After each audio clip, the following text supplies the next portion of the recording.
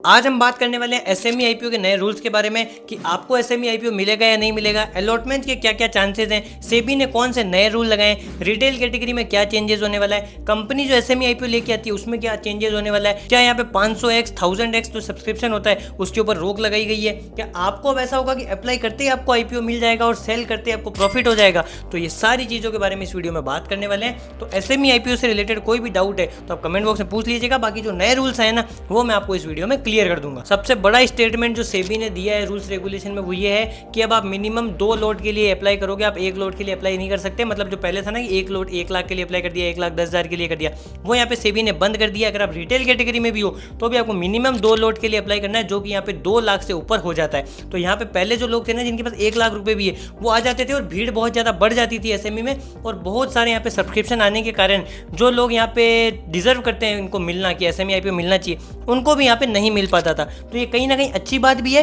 और कहीं ना कहीं छोटे इन्वेस्टर रिटेल इन्वेस्टर के लिए बहुत बड़ी दिक्कत भी है, क्योंकि सबके पास में 2 लोट जितना पैसा नहीं होता है। तो यहाँ पे छोटे इन्वेस्टर और रिटेल इन्वेस्टर को सेबी ने डायरेक्ट वार्निंग दे दी है कि या तो सीरियस हो तो आओ या फिर फंड है तो आओ। मतलब अगर आपके पास में 1-1.5 लाख रुपए हैं तो आप एसएमई आईपीओ में अप्लाई नहीं कर सकते, क्योंकि मिनिमम यहाँ पे 2 लोट कर दिया है और 1 लोट तो वैसे ही 1 लाख से ऊपर होता है। जनरल सी बात है, 2 लोट का यहाँ पे 2,20,000, 2,50,000, 2,70,000 तक जाने वाला है। एसएमई का यहाँ पे मतलब होता है स्मॉल एंड मीडियम एंटरप्राइज। जो छोटी कंपनीज होती है ना वो यहाँ पे एसएमई कैटेगरी में आ जाती है, और मेन बोर्ड में जो है ना वो बड़ी कंपनीज यहाँ पे आती है। जो 14-15 हजार वाला आईपीओ लगाते हो ना उसको मेन बोर्ड आईपीओ बोलते हैं, और एसएमई में छोटी कंपनी आती है। और एसएमई के लिए यहाँ पे अलग प्लेटफॉर्म है, जैसे कि एनएससी इमर्ज, बीएससी एसएमई। यहाँ दोनों प्लेटफॉर्म पे छोटी कंपनियां लिस्ट होती है जो कि एसएमई होती है। मतलब एसएमई जो आईपीओ आते हैं वो इन दोनों प्लेटफॉर्म पे लिस्ट होते हैं, और जो मेन बोर्ड वाले हैं वो एनएससी बीएससी दोनों प्लेटफॉर्म पे लिस्ट होते हैं। अब देखिए टोटल यहाँ पे 5 बदलाव किए गए हैं, और भी जो एक बदलाव तो मैंने आपको बता ही दिया, और 5 बदलाव है जो मैं आपको बताता हूँ। जिसमें पहला चेंज किया गया है रिटेल कैटेगरी का यहाँ पे नाम चेंज कर दिया। पहले जो बोलते थे ना ये रिटेल कैटेगरी लिए इतना कोटा है, रिटेल कैटेगरी इतना % कोटा रखा गया है, रिटेल कैटेगरी वाले इतने अप्लाई कर सकते हैं, तो उसका नाम चेंज कर दिया गया है। उसको बोला जाएगा इंडिविजुअल इन्वेस्टर। दूसरा चेंज वही है जो मैंने आपको भी ऊपर बताया कि आप मिनिमम 1 लोट के लिए अप्लाई नहीं कर सकते, मिनिमम 2 लोट के लिए यहाँ पे आपको अप्लाई करना पड़ेगा, जो कि अराउंड 2 लाख से ऊपर ही होने वाला है। तीसरा चेंज ये किया गया है कि आप कट ऑफ प्राइस पे आप यहाँ पे अप्लाई नहीं कर सकते। पहले जैसे क्या था, प्राइस बैंड यहाँ पे आ गया मान लीजिए 225 से 240 रुपए, तो आप 240 पे अप्लाई करते थे कट ऑफ प्राइस पे, या 215 से 250 है तो आप 250 पे अप्लाई करते थे। मतलब जो cut off price high price रहती थी हम उसी में अप्लाई करते थे, चाहे एसएमई हो चाहे मेन बोर्ड हो।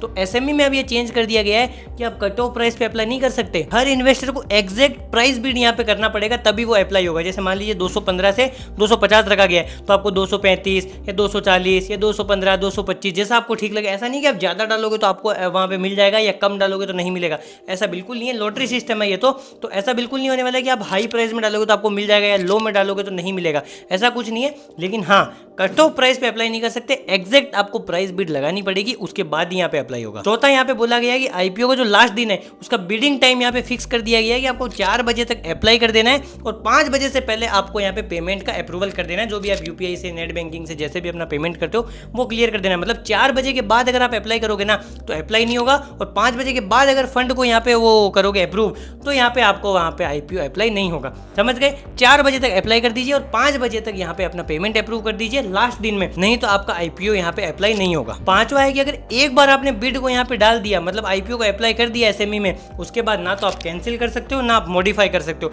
पहले क्या था कि कैंसिल भी हो जाता था, मॉडिफाई भी हो जाता था। कई बार होता था कि हम 1 लोट 2 लोट डालते थे, फिर हमें कहीं से पैसे अरेंज हो गए या कोई भी जुगाड़ हो गया अपने पास में, तो अपन उसको मॉडिफाई कर देते या कैंसिल करके रीअप्लाई कर देते। वो भी यहाँ पे सेबी ने मना कर दिया कि एक बार आपने बिड को अप्लाई कर दिया उसके बाद ना आप चेंज कर सकते हो ना आप मॉडिफाई कर सकते हो। और मैं सच बताऊँ ना, ये वाले चेंजेस जो किए ना सेबी ने, ये इंडिविजुअल इन्वेस्टर के लिए बहुत ज़्यादा डिफिकल्ट हो गए, बहुत ज़्यादा हार्ड हो गए। क्योंकि सबसे पहला जो पॉइंट है ना कि 2 लोट अप्लाई करना है, वहीं पे बहुत सारे इंडिविजुअल तो हट जाएंगे, क्योंकि इतने पैसे हर इंसान के पास में नहीं होते उस टाइम पे कि जब आईपीओ आया और हमारे पास में पैसे अवेलेबल हो। यहाँ पे सिर्फ इन्वेस्टर के लिए नहीं, कंपनी के लिए भी चेंजेस आए हैं। अब सेबी ने ये बोला है कि अब एसएमई आईपीओ वही कंपनी ला सकती है जिस कंपनी का 2 साल में 1 करोड़ से ज्यादा का ईबीडा होगा। मतलब 1 करोड़ से अगर कम ईबीडा है कोई कंपनी का 2 साल में, वो यहाँ पे एसएमई आईपीओ नहीं ला सकती। दूसरा पॉइंट है जनरल कॉर्पोरेट पर्पस की शॉर्ट फॉर्म होती है जीसीपी, जो कि 10 करोड़ या 15% ऑफ इशू साइज तक ही यहाँ पे अलाउड है। और तीसरा पॉइंट ऑफर फॉर सेल, जो ओएफएस होता है ना वो भी सिर्फ 20% तक ही अलाउड है। 20% से ऊपर अगर ओएफएस है कंपनी अपना एसएमई आईपीओ नहीं ला सकती। जिनकी बुक्स क्लीन है, जिनके सारे रिकॉर्ड्स क्लीन है,